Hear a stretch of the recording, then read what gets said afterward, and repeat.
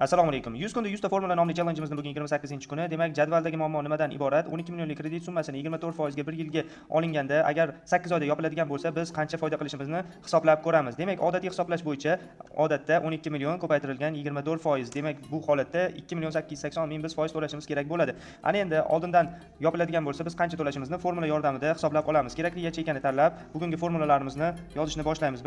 Birinchi formulamiz okrugl formulasi deb nomlanadi. Demak, formulani kiritib olamiz. Undan so'ng 12 million yozilgan katakni belgilab ko'paytiramiz 24% ga va ko'paytiruv belgisini qo'ygandan so'ng dolya goda formulamizni kiritib olamiz. Dolya goda formulasini kiritgandan so'ng boshlanish sanasini belgilab olamiz va nuqta virgul belgisini qo'yib, ikkinchi bo'lib tugash sanasini belgilab olamiz va yana nuqta virgul belgisini qo'yib, bir raqamini qo'yamiz va qavsni yopib, nuqta virgulni qo'yamiz va nolni qo'yib, qavsni yopib qo'yamiz va enter tugmasini bosamiz. Ana endi farqni topish uchun to'langan foizdan ayirishimiz mumkin, muddatdan oldin to'langan pulni va enter tugmasini bosamiz. Demak, muddatdan oldin to'lansa 970 521 so'm biz foyda qilar ekanmiz. Bundan ham